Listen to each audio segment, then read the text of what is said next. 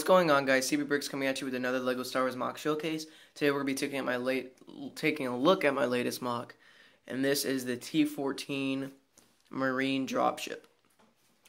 Now, this MOC measures to be about 7 inches long, 2.5 inches wide, and about 3.25 inches high. It has an estimated 200 pieces. So without further ado, let's get right into an in-depth look of this. Alright, so quick backstory to this MOC. Basically what this is that, stated in the name, it's marine. So this is like a submarine used at the beginning of the Clone Wars by the Republic. And basically what happens is that there are plenty of different raids that the Separatists would do on different underwater civilizations and stuff to kind of gain resources, to gain power. So the clones were they built different types of ships like these to come underwater and help control those, to help save the civilians and or stop the Separatists from gaining resources. So they built different ships like these, and this is a dropship. So what this would do is it would come through the seabed, and it would just, lay out a few clones. It's a small little dropship, obviously, because they didn't want to spend too much money into these. But what ended up happening with these is that they stopped the production of these because they realized that they need to put most of their money into space, or real space fighters and stuff, and the production of clones instead of actually using these. So because this wasn't as big as a part in the Clone Wars, so they need to get rid of these. And that's my idea for this, so it was definitely my own opinion. So, now onto the actual review. The color scheme is pretty consistent here. You can see that we have tan, white, dark red, light bluish gray, dark gray, or just normal gray, and black. And it has a really unique style and shaping to it, which is what I like.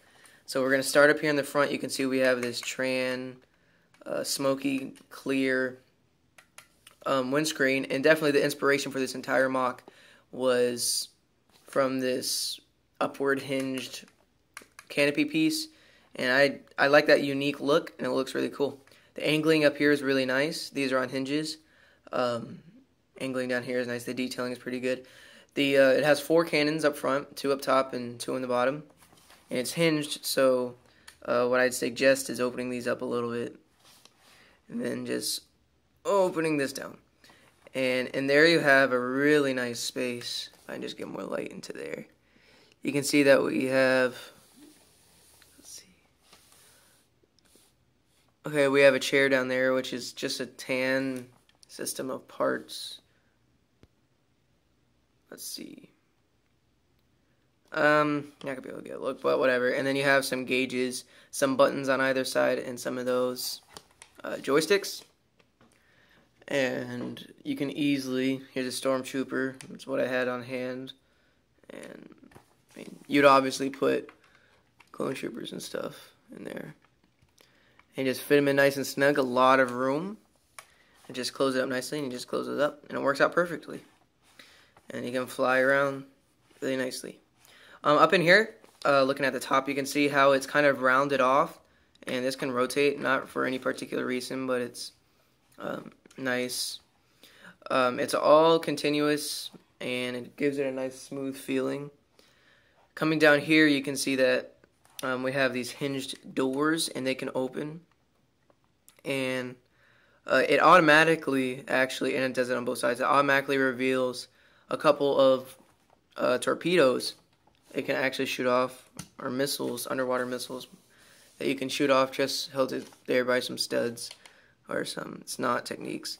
And I'm going to open this up on both sides to let some more light in.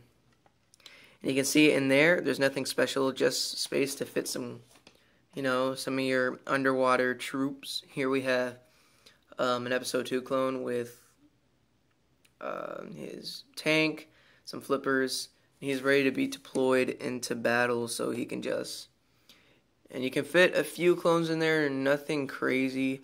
Again, this is a small little thing, so you can just fit them all fit them in, flippers and all. And just close that up and get prepared for war. And yeah.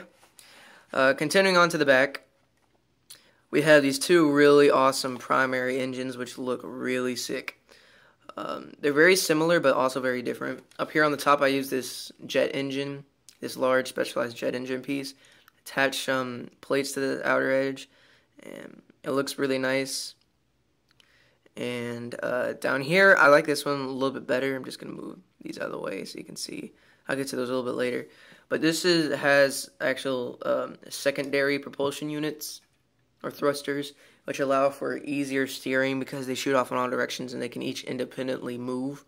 So if you want to turn left, you can shoot more out of that one to kind of get a sharper turn. So it's kind of like drifting.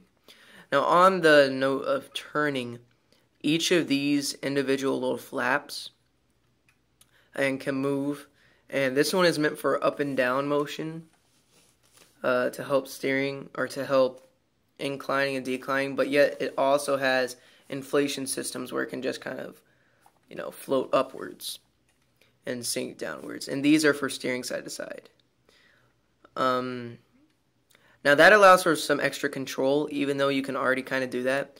And down here you might have seen these hinges, but you can actually open these up. And these are travel stabilizers. So what they do is that they make it so where you don't tip as easily while you're flying. Or so it's for a more controlled flight or a cruise. So if you have an autopilot, you're definitely going to want to flip out all these flaps and just look really cool like that. And they also double as stabilizers for landing, because when you land, you're not going to, you know, flip over and stuff, and you're going to kind of anchor you in. And you can just fold those up, or you can fold those forward, which looks kind of cool. But definitely it's meant to be like that. And this is it in its normal ground mode, and you can just kind of do this side actually, just kind of do that. Your clone comes swimming out to help whoever.